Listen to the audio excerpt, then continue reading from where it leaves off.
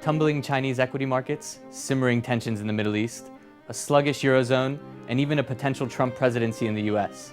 As investment bankers head back to work, the outlook for 2016 remains unclear. Joining me now is Laura Noonan, the FT's investment banking correspondent. 2016 already looking shaky, but the numbers for 2015, down 8%. I thought it was a good year. There was lots of M&A, lots of debt issuance, and even a modest year for equities. So what happened? Why are the numbers weak for 2015? Well, I think when you look at the weakness of the numbers, an 8% fall in revenue in the context of global investment banking is actually not that bad. If you think about the broader investment banks, which include both the investment banking side, so there we have the guys who are issuing the debt, the guys who are making the deals, and you also include then the other side, which is where the banks are actually trading. The investment banking side did a lot better than the overall trading side. So across the top 5 US banks in the third quarter, yes, they saw investment banking revenues fall, but they also saw fixed income currencies and the commodity revenues falling by 22%. So obviously, yes, there is some pain in the investment banking divisions, but still, if you were working in one of these banks, you would far prefer to be on the investment banking fee earning side than you would to be sitting on the securities side, where they're seeing far, far bigger falls. Going through the numbers and sort of living last year, it felt like the US was a source of activity, strong economy, lots of action there. The deal flow seemed to be coming from there, pretty dominant. I mean, is investment banking headed to a two-tiered structure where the US banks are far out in front and the European banks still struggling to come out of the crisis, still reforming? Is there a two-tiered nature to investment banking now?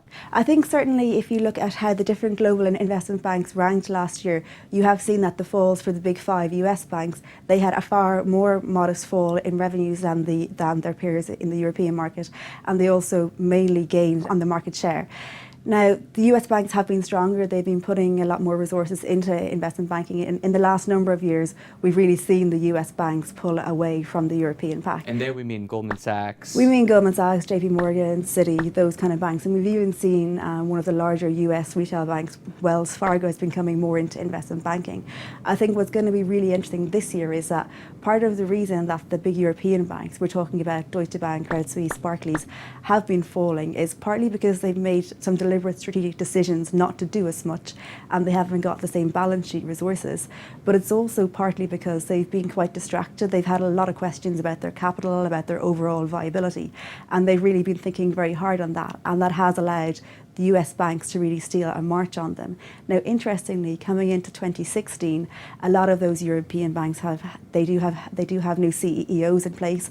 They have a new energy behind them. By there, we're talking about Barclays, Credit Suisse, Deutsche Bank. So that's Jess Staley. Jess Staley for Barclays. Tidjane Thiam for Credit Suisse, and then John Crine for Deutsche Bank. And those CEOs, not only do they bring a new energy, they also now finally have a strategic clarity in what they're doing.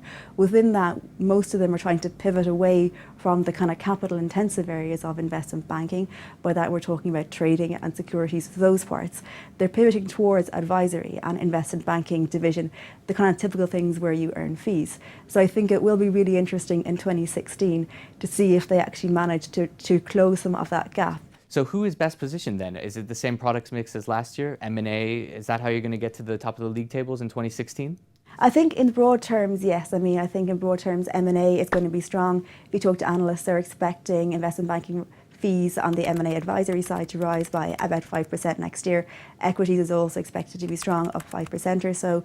And then bonds or DCM, we're expecting down 5%. So broadly speaking, if you're good on M&A and you're good on equities, then you're going to do better than if you're good on the debt issuance side.